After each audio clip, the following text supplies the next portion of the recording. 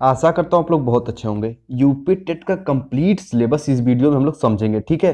कि आप लोग को एग्जाम देने के लिए क्या क्या पढ़ना पड़ेगा, क्वालिफाई करने के लिए आप लोग को क्या क्या पढ़ना पड़ेगा। तो फिर हम लोग सिलेबस को समझने से पहले थोड़ा सा एग्जाम पैटर्न को समझ लेते हैं। पेपर 1 और पेपर 2 का एग्जाम पैटर्न है कैसा। तो ठीक है, तो पेपर 1 का जो एग्जाम है वो है बाल विकास एवं शिक्षण विधि 30 क्वेश्चन। यानी पेपर 1 में जो 30 क्वेश्चन है वो बाल विकास यानी सीडीपी से, और हिंदी से यानी लैंग्वेज फर्स्ट जो है 30 क्वेश्चन, और लैंग्वेज 2 चाहे आप इंग्लिश लेते हैं या संस्कृत, या फिर कुछ स्टूडेंट उर्दू भी चूज करते हैं, तो 30 क्वेश्चन वो लोग भी इसमें से लेंगे। और फिर गणित के 30 क्वेश्चन और पर्यावरण के 30 क्वेश्चन, जिसे ईवीएस बोलते हैं। तो आप लोग का टोटल 150 क्वेश्चन हो गया। 150 क्वेश्चन हो गया, यानी पेपर 1 का पैटर्न जो है तो 30-30 क्वेश्चन का रहेगा। बाल विकास, हिंदी या फिर इंग्लिश लेते हैं या संस्कृत, वो भी 30 क्वेश्चन का। फिर गणित और पर्यावरण, ठीक है। पर्यावरण में बच्चे हम लोग डिस्कस करेंगे क्या क्या पढ़ना है, आगे आगे बिल्कुल कंप्लीट इसका अध्ययन करेंगे। और पेपर 2 का जो है 6 से 8 तक, उसका है बाल विकास। जो पेपर 1 का बाल विकास है सेम पेपर 2 का बाल विकास भी है, थोड़ा सा लेवल अप है उसका। और उसके बाद हिंदी जो अनिवार्य है। उसके बाद भाषा 2 यानी लैंग्वेज 2 जो है, आप इसमें भी अंग्रेजी, उर्दू या फिर संस्कृत ले सकते हैं, कोई एक इनमें से ले सकते हैं। और उसके बाद इंपॉर्टेंट पार्ट आता है जो है गणित या विज्ञान, शिक्षक के लिए गणित विज्ञान। और उसके बाद सामाजिक अध्ययन, जो लोग आर्ट से हैं, जो लोग बीए आर्ट बीए हैं, या फिर जो लोग बीएससी नहीं है वो सामाजिक अध्ययन चूज करेंगे। और जो लोग साइंस से हैं, बीएससी किए हैं या फिर एमएससी किए हैं, वो गणित के रहेंगे, ठीक है। ये तो हुआ पैटर्न। अब समझते हैं पेपर 1 का सिलेबस, उसके बाद समझेंगे पेपर 2 का सिलेबस, ठीक है, यूपी टेट के। चलो अच्छा, पेपर 1 का जो सिलेबस है ना, सबसे पहले हम लोग समझते हैं हिंदी को। सीडीपी को यहाँ हम लोग स्किप करते हैं, जो लास्ट में समझेंगे कंबाइन में पेपर 1 और पेपर 2 के। बिल्कुल आसान भाषा में दोनों को समझ लेंगे कि हमको पढ़ना कैसे है। चलो तो सबसे पहले हम लोग हिंदी का सिलेबस समझते हैं। तो हिंदी के सिलेबस में आपको पढ़ना अपठित अनुच्छेद। बच्चे इससे क्वेश्चन आते हैं, आप लोग इसको सॉल्व करना सीख जाओ। और ये ऐसी टॉपिक है ना जिससे क्वेश्चन फिक्स रहते हैं, क्वेश्चन फिक्स रहते हैं। आप लोग अच्छे से अगर पढ़ लिए तो इसका उत्तर आप लोग करके आओगे, क्योंकि इसके पढ़ने में ही उसका उत्तर रहता है, ठीक है। अगला है हिंदी वर्णमाला। भाई हिंदी वर्णमाला को बिल्कुल चार्ट डालो।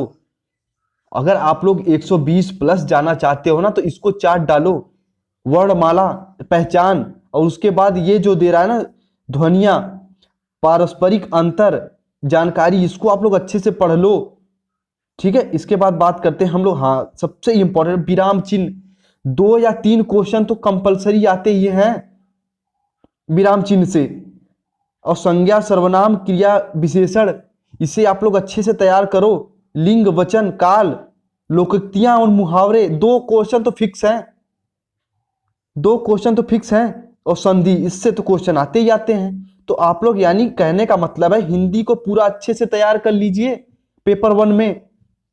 और बात करते हैं अब हम लोग पेपर 2, बात करते हैं लैंग्वेज 2 का, सॉरी लैंग्वेज 2 का बात करते हैं इंग्लिश। आप लोग अगर इंग्लिश चूज कर रहे हैं तो आप लोग अनसीन पैसेज, सेंटेंस, उसके बाद पार्ट ऑफ स्पीच पूरा बेसिक से, pronoun, adverb, adjective, verb, preposition, conjunction, और उसके बाद टेंस, तीनों रूप टेंस का, आर्टिकल, जो आर्टिकल्स है ना इससे क्वेश्चन आते हैं, punctuation, active and passive voice से भाई क्वेश्चन आते ही आते हैं, जेंडर से भी क्वेश्चन आते हैं, ठीक है। तो हम लोग हिंदी और इंग्लिश का सिलेबस समझ चुके हैं कि हम लोग को पढ़ना कैसे है, क्या क्या पढ़ना है। उसके बाद गणित इंपॉर्टेंट पार्ट रहता है, ये 30 क्वेश्चन तो आपको फिक्स है, इसमें से आते ही आते हैं। तो इसके बाद संख्याओं, भाई ये जो आपको बताता है ना, संख्याओं और संख्याओं का जोड़ घटाना गुणा भाग, ये सिर्फ एक जुमला है, इससे क्वेश्चन आते हैं अच्छे खासे। एलसीएम एंड एचसीएफ, इससे क्वेश्चन आते ही आते हैं, ठीक है। तो एलसीएम और एचसीएफ को भी तैयार करिए। उसके बाद भिन्नों का जोड़, हाँ भाई इससे क्वेश्चन आते हैं, कंप्लीट भिन्नों के बेसिक से क्वेश्चन उठाता है। प्रीवियस ईयर पेपर आप लोग देख लीजिएगा, वैसे मैं प्रीवियस ईयर पेपर भी सॉल्व कराऊंगा, उससे आपको पता चल जाएगा। उसके बाद प्रतिशत, लाभ, हानि, एक एक क्वेश्चन तो फिक्स है, आते ही हैं। उसके बाद ज्यामिति, ज्यामिति से भी क्वेश्चन आते हैं, आयतन, क्षेत्रफल, इनसे भी क्वेश्चन आते हैं, तो आप लोग इनको तैयार कर लीजिए। उसके बाद पर्यावरण, आप लोग बहुत से पर्यावरण पढ़ रहे हैं, बहुत से दिन से पढ़ रहे हैं, भूगोल, हिस्ट्री, जियोग्राफी, तो आप लोग का कम से कम 70% तो तैयार है। उसमें 20% और ऐड करिए, क्योंकि 100% तैयारी होती ही नहीं है, तो 90% तो तैयार करिए। विज्ञान 1-2 क्वेश्चन जरूर आते हैं पेपर फर्स्ट में। आप पूछेंगे विज्ञान के क्वेश्चन कैसे आते हैं, साइंस के, लेकिन आते हैं। डिजीज से क्वेश्चन आते हैं 1-2 क्वेश्चन। उसके बाद हिस्ट्री, जियोग्राफी और उसके बाद पॉलिटिकल साइंस, इससे क्वेश्चन आते हैं। और ये जो बता रखा है ना, इससे क्वेश्चन तो आते हैं, लेकिन मूल रूप से आप लोग इनको अच्छे से तैयार कर लीजिए। और उसके बाद अध्यापन संबंधी मुद्दे, बच्चे ये जो टॉपिक है ना, सब चीज जो ये सब है, जैसे हिंदी है, गणित है, इंग्लिश है, मैं इनका पेडागोजिकल इशू लेके आऊंगा। तो आप लोग चैनल के साथ जुड़ जाओ यार, चैनल को सब्सक्राइब कर लो, और चैनल को सब्सक्राइब करके अपने फ्रेंडों के सर्कल में इसको शेयर भी कर दो, ताकि मैं कोई भी अपडेट लेके आऊं आप लोग के पास पहुंच जाए। ठीक है, और हाँ, सपोर्ट करने के लिए चैनल को सब्सक्राइब जरूर कर लो। ठीक है, चलो आगे देखते हैं सिलेबस पेपर 2 का। हम लोग पेपर 2 के सिलेबस में हम लोग क्या क्या पढ़ना है। तो जैसे पेपर 1 का हिंदी था, वैसे ही पेपर 2 की हिंदी है। थोड़ा बहुत अंतर है, वो भी क्या अंतर मैं आप लोग को बता देता हूं। जैसे आप लोग का इसमें ये मिल जाएगा, आर के विभिन्न रूप, र के विभिन्न रूप मिल जाएंगे, लिंग वचन उसमें भी है, इसमें तद्भव तत्सम मिलेंगे आपको। और उसके बाद उसमें अलंकार नहीं, इसमें अलंकार भी देखने को मिलेंगे। तो इसे और अच्छे से तैयार करिए पेपर 2 का जो लोग एग्जाम देना चाहते हैं। 70% तो आपका पेपर 1 से ही कंप्लीट हो जाएगा, लेकिन 30% आप लोग को एक्स्ट्रा पढ़ना पड़ेगा पेपर 2 देने के लिए, चाहे कोई भी टॉपिक हो, चाहे हिंदी हो, चाहे इंग्लिश, चाहे संस्कृत, कोई भी।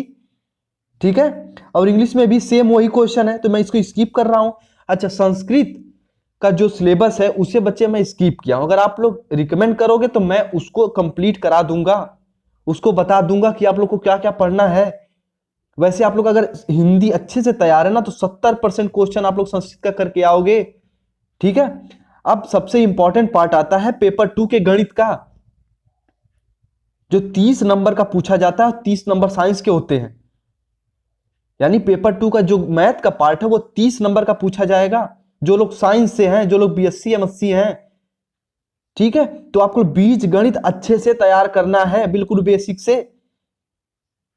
और प्राकृतिक संख्याएं, नंबर सिस्टम तो आप लोग को करना ही करना है। और बीज गणित के सभी क्वेश्चन को आप लोग टिक करो, अच्छे से समझो। और समीकरण, वर्ग समीकरण, रेखीय समीकरण, भैया इसे आप तैयार कर लो। चतुर्भुज, त्रिभुज, वृत्त, भैया इसे आप लोग तैयार करो। ठीक है, चलो आगे देखते हैं हम लोग। प्रतिशत लाभ हानि, ये तो पेपर 1 में भी है। तो पेपर 1 अगर देखो, अगर आप लोग टॉपिक चाहे पेपर 1 हो, पेपर 2, यदि आप लोग किसी एक का अच्छे से तैयारी कर लिए हो, तो पेपर 2 का आप 70% क्वालिफाई किए हो ऑलरेडी। लेकिन भैया 20% तैयारी कर लो पेपर 2 के लिए, ताकि आप एलिजिबल हो जाओ, कोई रिस्क ना लो अपनी तैयारी में। ठीक है, चलो आगे समझते हैं। अच्छा, मैथ में मेंसुरेशन भी एक अच्छा पार्ट निभाता है पेपर 2 के। ठीक है, इसे आप लोग तैयार करो। अब बात करते हैं साइंस की। बच्चे बात करते हैं साइंस की, जो 30 नंबर है पेपर 2 के लिए।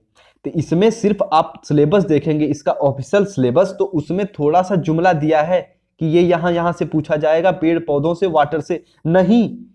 कंप्लीट फिजिक्स से क्वेश्चन आता है और बायोलॉजी से। हाँ, हिस्ट्री से, केमिस्ट्री से थोड़ा बहुत कम क्वेश्चन आता है, लेकिन फिजिक्स और बायोलॉजी से कंप्लीट क्वेश्चन आते हैं।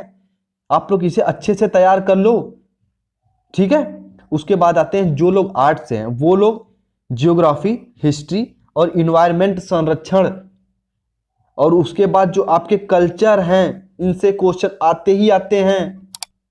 फिर जलवायु, आप लोग इनको अच्छे से तैयार कर लो। ठीक है, बायोलॉजिकल क्वेश्चन भी आते हैं इसमें आर्ट वालों के लिए। डिजीज से, कोई भी ऐसे डिजीज से भी क्वेश्चन आते हैं, तो आप लोग इसको अच्छे से तैयार कर लो। ठीक है, सामाजिक अध्ययन वाले, जियोग्राफी, हिस्ट्री, इन्वायरमेंट और संगीत, यानी आपके कल्चरल से क्वेश्चन आते हैं।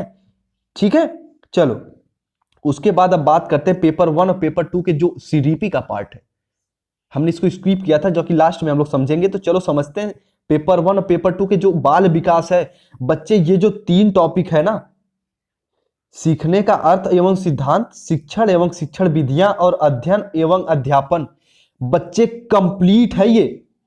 मैं इसको शॉर्ट में लिखा हूं ताकि आप लोग ज्यादा प्रेशर ना फील करें कि इतना सिलेबस है, तो इसे मैं शॉर्ट में लिखा हूं। अच्छा सुनो, जो यहाँ लर्नर है ना, सीखने का, तो भैया इससे अच्छे खासे क्वेश्चन आते हैं। और सिद्धांत, ये दोनों एक दूसरे से जुड़े हुए हैं।